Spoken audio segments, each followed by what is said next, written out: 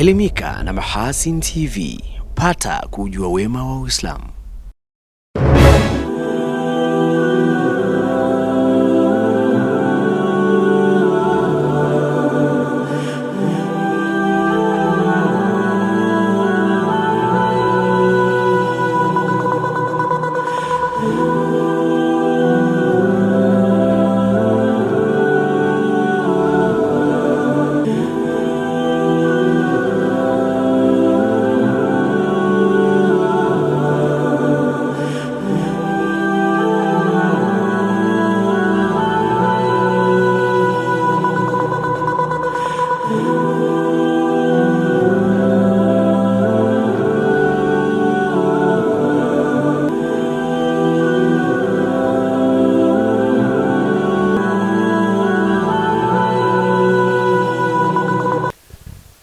Assalamu alaikum wa rahmatullahi wa barakatuh. Waligani mtazamaji wa Mahasin TV popote pale ulipo.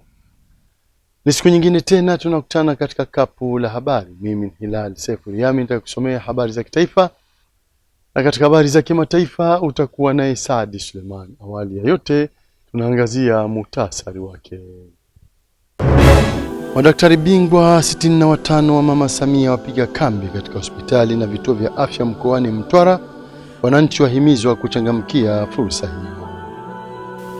Maonesho sekta ya madini kuanza Juni 3 hii mkoani Mara, onyo likitolewa kwa wanaotorosha madini. Katika habari za kimataifa, zaidi ya waumini wa dini ya Kiislamu milioni 1 wamewasili katika mji mtakatifu wa Makka nchini Saudi Arabia kwa ajili ya ibada ya Hija.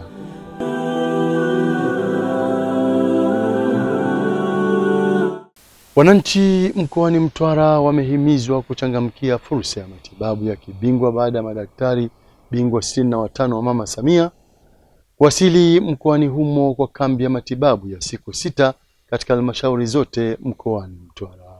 Saadi Suleiman anatupasha zaidi.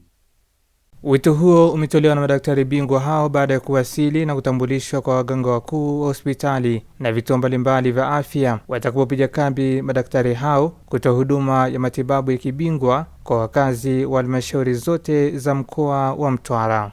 Malengo ya hii program ni kuwafikia wananchi ambao wako pembezoni kwenye halmashauri ambao wamekuwa na wakati mgumu labda kufika kwenye hospitali za rufaa. Kwa sisi tutakwenda kuwahudumia kwa kadri ya uwezo ambao Mungu ametupatia. Napenda kutoa wito waweze kujitokeza kwa wingi kwa sababu sisi tumejipanga na tunataka wajitokeze ili tuweze kuwahudumia na waweze kupata kurudi kwenye afya yao njema na kuweza kuendelea na kazi zao. Mbali na kutoa huduma za matibabu, madaktari bingwa hao kutoka hospitali tofauti watawajengea uwezo wataalamu wa afya mkoani humo kupitia mafunzo ya kubadilishana uzoefu. Wizara ya Afya katika kufanya tafiti zake, vifo vingi ambavyo vimetambulika vinavyosababishwa especially vya mama na mtoto, kubwa ni swala zima la skills, utaalamu. Kwa tumeona kuna gap kubwa la utaalamu kwa wale wataalamu wetu waliokuwepo katika ngazi za wilaya. Kwa pamoja na kazi zingine, wataalamu wetu hao watakuwa wanatoa mafunzo kazini. Serikali imeleta vifaa vingi sana katika halmashauri zetu, lakini unaweza kaenda sehemu unakuta vile vifaa bado havijatumika kwa sababu watu bado hawajapata zile skills za kuvitumia. Kwa kupitia madaktari hawa, vile vifaa vinafumuliwa, vinakuwa installed, vinaanza kutumika. Akizungumza wakati wa mapokezi wa madaktari hao, katibu tawala mkoa wa Mtwara Bi Bahati Geuzia amesema ujio wa madaktari bingwa hao wanakwenda kupunguza rufaa za wagonjwa kwenda hospitali ya taifa ya Muhimbili. Siku 6 si nyingi sana, lakini pia sio chache. Mtapata nafasi ya kuwaona hao wagonjwa, lakini kama wale watakaohitaji follow up, najua mtafanya mipango na serikali ya mkoa na wilaya tutafanya taratibu za kwamba jinsi gani wataweza kupata huduma zaidi za ufuatiliaji, lakini hata za rufaa. Mmeona tuna madaktari, tuna wataalamu ambao ni ajira zingine ni mpya. Nyie mtawapa pia mafunzo kazini, lakini kuna matumizi ya vifaa. Vifaa hivi vingi ambavyo vimeletwa vinahitaji ujuzi wa kuvitumia. Sasa vingine kwenye baadhi ya maeneo ya kutolea huduma za afya unakuta havitumiki kwa sababu ya kukosa wale watu wa huduma. Serikali mkoani Mara imeanza kuchukua hatua kali za kisheria kwa wachimbaji, wanunuzi na wafanyabiashara wa madini wanaoendelea na tabia ya kutorosha rasilimali za taifa na kwenda kuziuza nje ya nchi badala ya kuuza kwenye masoko yaliyowekwa na serikali. Rajab Shaban Matuga ana taarifa kamili. Kwa mchimbaji yeyote ambaye ataonekana uadilifu wake hauko vizuri, kwa maana anajiingiza kwenye masuala ya utoroshaji wa madini, tutamfutia leseni mara moja, kwa sababu huyo atakuwa ni mhujumu wa uchumi wetu. Ni kauli ya mkuu wa mkoa wa Mara Kanali Evans Mtambi akiwaonya wachimbaji, wanunuzi na wafanyabiashara wanaotorosha madini na kwenda kuuza nje ya nchi. Akizungumza na waandishi wa habari, Kanali Mtambi amesema zipo taarifa za kiintelijensia zinazoendelea kupatikana juu ya watu wote wanaojihusisha na biashara haramu ya madini. Lakini muhimu zaidi tuliloliweka, tumehakikisha pana masoko na masoko yenye bei nzuri. Sasa wewe kama unachimba dhahabu yako maeneo ya Nyamongo yale, na soko la madini liko maeneo ya Nyamongo na bei yake ni nzuri, kwa nini usiuze pale afu uanze kuhangaika sijui kwenda kutafuta masoko kwenye panya roads huko? Aidha, Kanali Mtambi amekemea tabia baadhi ya watu wanaojihusisha na biashara hiyo kuamini katika vitendo potofu vya kishirikina. Dhahabu pale ilipo itabaki kuwa dhahabu. Kama haipo tu. There is no way wewe ukaenda ukavaa matunguri, ukajipiga matunguri mwili mzima, afu ukasema basi wewe ndio unaenda kupata dhahabu. There is nothing like that. Hizo ni imani haba, zimepitwa na wakati. Imani hizo hazina mashiko kwenye karne hii ya 21. Katika kukuza na kuendeleza sekta hiyo ya madini, serikali mkoani Mara imeandaa kongamano na maonesho ya sekta ya madini yatakayoanza Juni 3 hadi Juni 6 mwaka huu 2025 na kuwakutanisha wadau wa madini zaidi ya 5,000. Ndio maana tunafanya kongamano kama hili, waone vifaa na teknolojia ya kisasa ambayo itampa mtu the right prediction.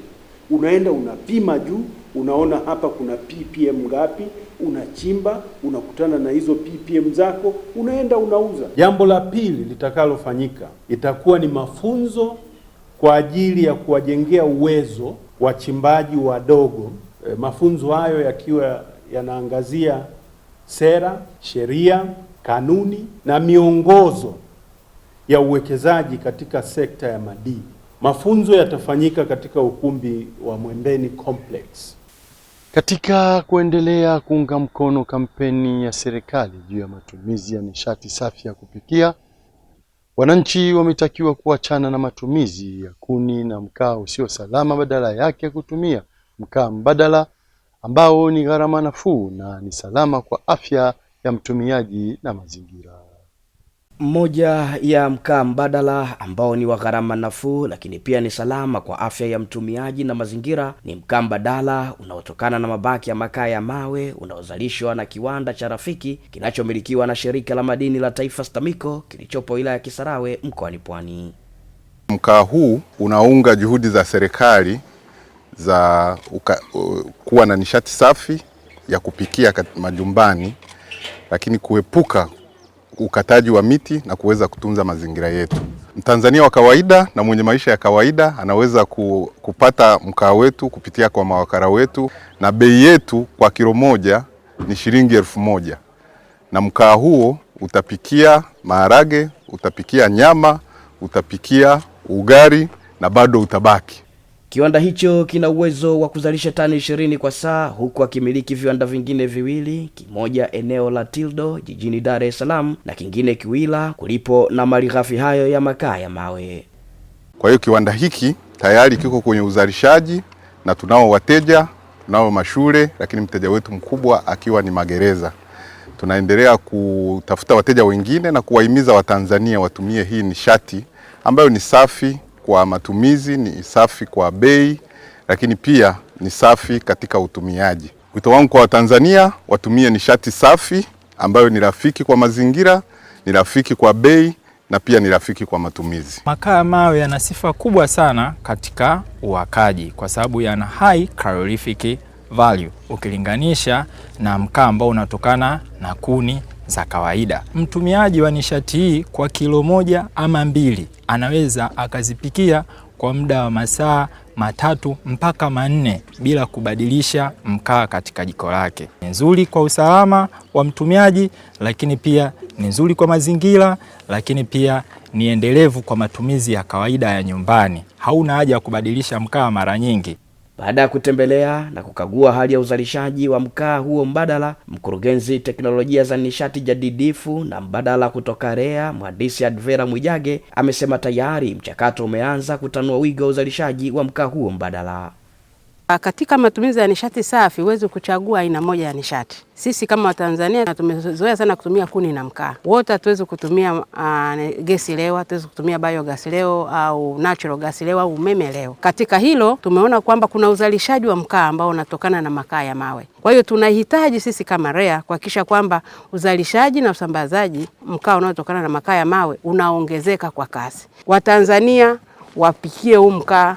Mkaa huu ni salama kabisa. Tafiti zimefanyika na TBS walifika hapa mpaka wametoa na cheti, ni mkaa ambao ni salama. Hauathiri afya ya Mtanzania. Lengo la STAMICO ni kuwa na viwanda 21 Tanzania bara ili kurahisisha ufikishaji wa bidhaa kwa gharama ambayo kila mwananchi ataimudu, ambapo tayari viwanda 2 vinavyojengwa mkoani Dodoma na Tabora vikiwa mbioni kukamilika. Tukielekea kisiwani Unguja, maafisa mapato na wahasibu wa mabaraza ya manispaa, baraza ya mjini na halmashauri wamejengewa uwezo kuhusiana na ukusanyaji wa mapato kupitia mfumo wa kijiografia unaokwenda kuwezesha kufanya makisio na kuweka usahihi wa matumizi katika taasisi zao. Saadi Suleiman ana taarifa kamili. Akitoa taaluma kwa maafisa hao, mtaalamu wa mipango miji na mfumo wa jiografia Deogratius Everest Minja amesema mfumo huo utasaidia kutambua na kupata uhakika wa kiwango cha fedha kinachotarajiwa kukusanywa kutoka kwa walipa kodi tofauti na hapo awali.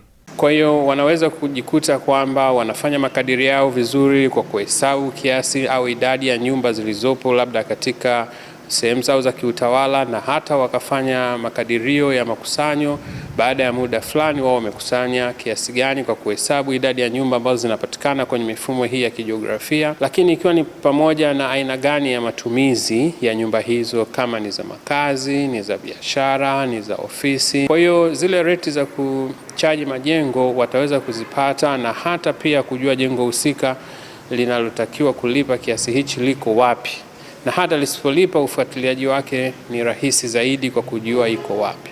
Kwa upande wao, baadhi ya maafisa mapato na mipango miji walioshiriki mafunzo hayo wameeleza matarajio ya kupata mabadiliko na kujua mbinu bora zaidi za ukusanyaji wa mapato kwa usahihi. Muhimu sana katika kazi zetu za kila siku kwamba zinaonyesha taarifa za kijiografia. Kwa mfano sisi walipa kodi wetu, kwa mfano sisi ZRA tunakusanya property tax kwa sasa, hivi itatuwezesha kufahamu majengo, maeneo yalipo, thamani zao, wamiliki wao. Kwa hiyo pia itatusaidia katika kupata makadirio sahihi katika kodi zetu za majengo. Kwa baraza la manispaa Magharibi, sisi tunatumia mfumo tofauti kabisa na halmashauri nyingine, kwamba sisi tuna mfumo unaitwa MUBIS, mfumo ambao tumeanza kutumia mwaka juzi, ambao tuliamini kwamba mfumo wa MUBIS utaweza kutatua changamoto zilizokuwa ikiwemo kwamba mfumo unatakiwa ukate leseni January to December, maana ile kalenda yao nafuata. Kwa hiyo hata kama utakuwa umekata leseni mwezi wa 11, ikifika mwezi wa 12 unatakuwa ukate leseni. Kwa hiyo changamoto ile imetatuka, na nashukuru wananchi imewapa mwamko katika kukata leseni. Akifunga mafunzo hayo ya siku 4 yaliyoandaliwa kupitia mradi wa ukuaji uchumi jumuishi Zanzibar Big Z kwa ushirikiano na Benki ya Dunia, mkurugenzi idara ya uratibu tawala za mikoa Bi Zainab Hamisi Kibwana amewataka watendaji hao kutambua kuwa ukusanyaji mzuri wa mapato ni sehemu ya kupeleka maendeleo kwa wananchi na kuchangia pato la taifa. Kwa sababu serikali inaziangalia sana hizi taasisi za serikali za mitaa, na zinatarajia serikali lengo lake kuzifanya hizi serikali za mitaa kufanya kazi kwa jamii moja kwa moja, kwa sababu hizi zinasaidia serikali kuu kuweza kufikia mipango yake ya kitaifa. Kwa ikiwa sisi tumeregea huko serikali za mitaa, tumeshindwa kusimamia majukumu yetu, basi tunaipa mzigo serikali kuu. Kwa hiyo tunaomba tutambue sote kwa ujumla wetu, taasisi zetu ni muhimu kwa umma na zipo kwa ajili ya kuhudumia wananchi, kuwaondoshia changamoto zinazowakabili, makero kwenye jamii. Na tukisalia bado kisiwani Unguja, kamishna wa polisi Zanzibar CP Kombo Hamisi Kombo amewataka askari polisi waliohitimu mafunzo ya sajenti kufanya kazi kwa weledi na uadilifu ili kufanikisha utoaji wa huduma bora za kiusalama kwa jamii wanayoihudumia. Akifunga mafunzo ya uongozi mdogo cheo cha sajenti namba 3 2024-2025 katika chuo cha polisi Ziwani, CP Kombo amewataka askari hao kuimarisha usalama wa raia na mali zao kwenye uchaguzi mkuu, kuwawezesha wananchi kutumia haki ya kikatiba ya kuchagua viongozi bila ya uwepo wa vitendo ya vurugu au uvunjifu wa amani. Baada ya kumaliza mafunzo hayo tunarudi kwenye maeneo yetu. Kwa hivyo tuoneshe mabadiliko, kwa sababu tulivyoondoka tusirudi vile vile kama tulivyokuwa. Tumepata elimu ya kutosha, kwa hivyo tukaionyesha ile elimu yetu. Lakini tusiwe na majivuno na kiburi huko tunakokwenda kwa kuwatambia wenzetu. Tunafanya kwa kuboresha na jamii ione kama kweli tumebadilika. Maana umepata unakwenda kidogo umebadilika, mambo fulani yameongezeka. Kwa hivyo sasa kama umebadilika sasa umekuwa kiongozi, kuna watu utakuwa unaongoza. Kwa hivyo uoneshe yale mabadiliko. Akisoma tathmini ya mafunzo, mkuu wa chuo cha polisi Zanzibar, kamishna msaidizi mwandamizi wa polisi SACP Moses Nekemia Fundi amesema mafunzo ya cheo cha sajenti yametolewa kwa usadi mkubwa na kwamba askari hao wanafanya kazi za polisi kwa kiwango kinachokubalika. Hivyo wahitimu wanaotunukiwa vyeti na kupandishwa vyeo vya kuhitimisha mafunzo ya cheo cha sergeant siku ya leo wameiva na wameelimika vya kutosha juu ya masuala yanayohusu utendaji wa kazi za polisi kwa kada yao. Nina imani kwamba wahitimu hao wako tayari kufanya kazi kwa kiwango kinachokubalika na kuwa viongozi katika jeshi la polisi Tanzania. Ukizingatia mafunzo haya yamehitimishwa kwa muda mwafaka, ambapo serikali yetu ipo katika mchakato wa maandalizi ya uchaguzi mkuu 2025 unaotarajiwa kufanyika Oktoba 2025. Jumla ya wanafunzi 1041 kutoka mikoa yote Tanzania wameshiriki mafunzo hayo yaliyotolewa kwa kipindi cha miezi 2 na wiki 3. Naam, kwa taarifa hiyo ndo kunahitimisha kapu la habari kwa habari za kitaifa. Tupate mapumziko mafupi na kisha tutarejea hapa kuangazia habari za kimataifa. Hii ni Mahasin TV, pata kujua wema wa Uislamu. Mahasin TV, channel namba 455 katika kingamuzi cha Azam.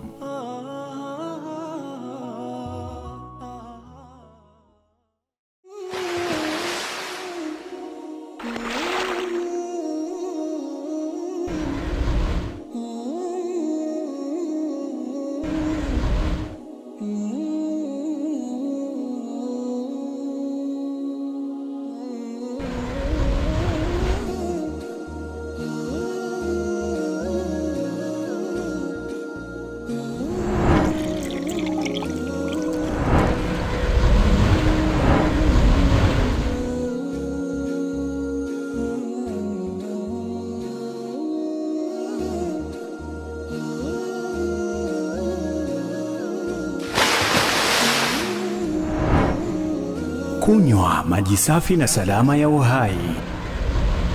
Bidhaa bora ya Bakhresa.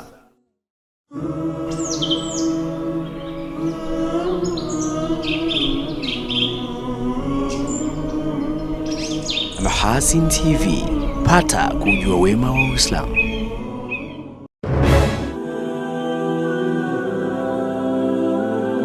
Shukran za dhati mtazamaji wa Mahasin TV kwa kuendelea kuwa nasi. Na sasa ni wasaa kuziangazia habari za kimataifa kama zilivyoandaliwa naye Saadi Suleiman. Karibu kwa upande wa habari za kimataifa. Labbaik Allahumma labbaik, labbaik la sharika lak labbaik, innal hamda wan ni'mata lak wal mulk لا شريك لك Zaidi ya waumini wa dini ya Kiislamu milioni 1 wamemiminika katika mji mtakatifu wa Maka nchini Saudi Arabia kwa ajili ya kushiriki ibada ya mwaka huu ya Hija. Mamlaka nchini humo zimeahidi kuhakikisha ibada hiyo inafanyika kwa njia salama kutokana na ongezeko kubwa la joto. Kadhalika, mamlaka za Saudi Arabia zimekuwa zikiendesha operesheni kubwa ya kudhibiti wageni walioingia kinyume cha sheria. Ibada ya Hija, ambayo ni moja kati ya nguzo 5 zinazojenga Uislamu na kufanyika kila mwaka, ambapo mwaka huu inatarajiwa kuanza rasmi siku Jumatano wiki hii tarehe 4 mwezi wa 6 mwaka huu 2025, sawa na tarehe 8 Dhulhijja mwaka 1446. Aidha, ripoti kutoka mamlaka za Saudi Arabia zimesema kufikia siku ya Ijumaa zaidi ya mahujaji milioni 1.5 walikuwa wameshawasili nchini humo kwa ajili ya kushiriki ibada hiyo. Kwingineko, wajumbe kutoka Urusi na Ukraine wamekutana nchini Uturuki kushiriki duru ya pili ya mazungumzo ya moja kwa moja ya kujaribu kutafuta makubaliano ya kumaliza vita nchini Ukraine. Mazungumzo hayo yanafanyika zaidi ya wiki 2 baada ya duru ya kwanza, huku kukiwa kuna matumaini makubwa ya kupigwa hatua. Ujumbe wa Ukraine unaongozwa na waziri wa ulinzi wa nchi hiyo Rostem Umerov, huku Urusi ikiongozwa na msaidizi wa rais Vladimir Putin, Vladimir Medinsky. Maafisa wa Uturuki wamefahamisha kwamba mkutano huo utakushirikisha pia shirika la ujasusi la Uturuki, utaongozwa na waziri wa mambo ya nje wa nchi hiyo Hakan Fidan, ulianza kuanzia saa 7 kwa saa za Uturuki. Na tuzitamatishe habari za kimataifa. Shirika la misaada la madaktari wasio na mipaka MSF limesema kwamba watu waliowachibu katika eneo la misaada la Gaza linaloendeshwa na shirika jipya linaloungwa mkono na Marekani waliripoti kupigwa risasi kutoka pande zote na vikosi vya Israel.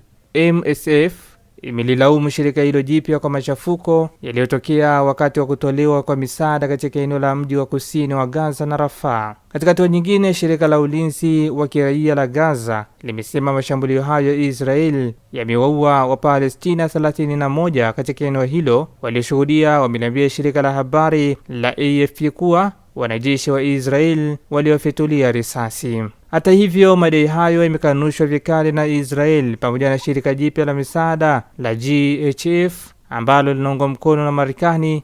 MSF imesema kwamba watu waliowachibu katika eneo la misaada la Gaza linaloendeshwa na shirika jipya linaloungwa mkono na Marekani waliripoti kupigwa risasi kutoka pande zote na vikosi vya Israel. Saad Suleiman, Mahasin TV. Shukran Saad Suleiman kwa habari za kimataifa. Na kabla hatujahitimisha kapu letu la habari, tujikumbushe miongoni mwa habari tulizokuwa nazo hii. Madaktari bingwa 65 wa Mama Samia wapiga kambi katika hospitali na vituo vya afya mkoani Mtwara. Wananchi wahimizwa kuchangamkia fursa hiyo. Maonesho sekta ya madini kuanza Juni 3 hii mkoani Mara, onyo likitolewa kwa wanaotorosha madini. Katika habari za kimataifa, zaidi ya waumini wa dini ya Kiislamu milioni 1 wamewasili katika mji mtakatifu wa Maka chini Saudi Arabia kwa ajili ya ibada ya Hija. Na kufikia hapo ndo tunahitimisha kapu la habari. Inshallah panavojali wake Maulana, ungana nasi hapo kesho muda na wakati kama huu. Kwa niaba wenzangu wote walifanikisha kuletea kapu la habari, mimi Hilal Sefuriami nilokusomea habari za kitaifa, na katika habari za kimataifa ulikuwa naye Saad Suleiman.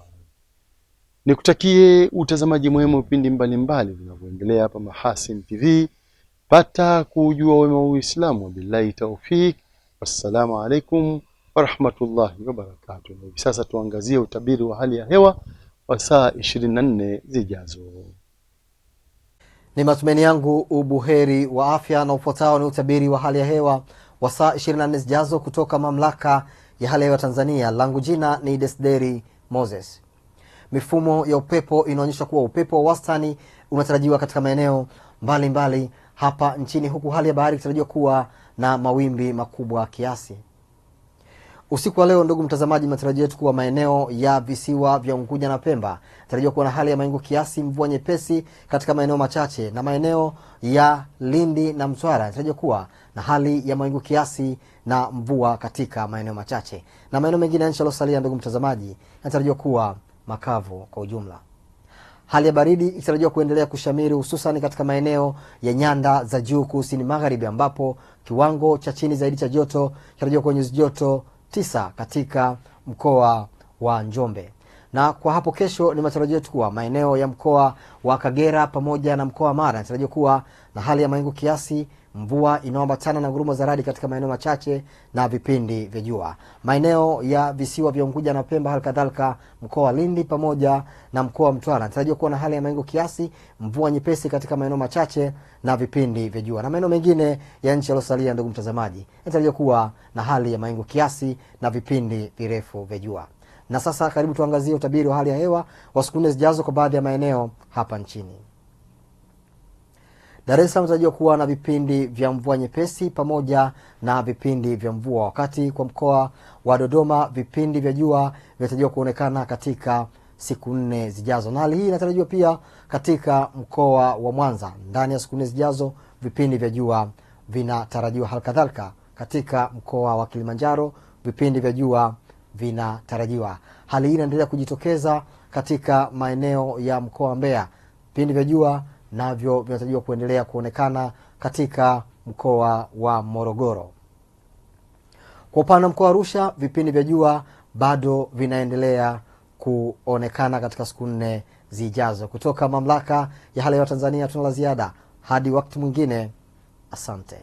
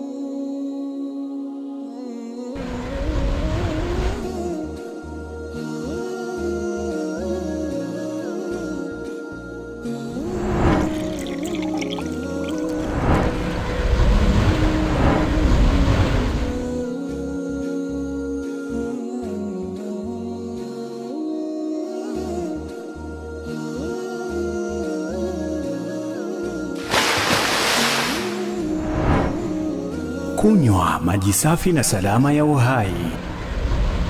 Bidhaa bora ya Bakhresa.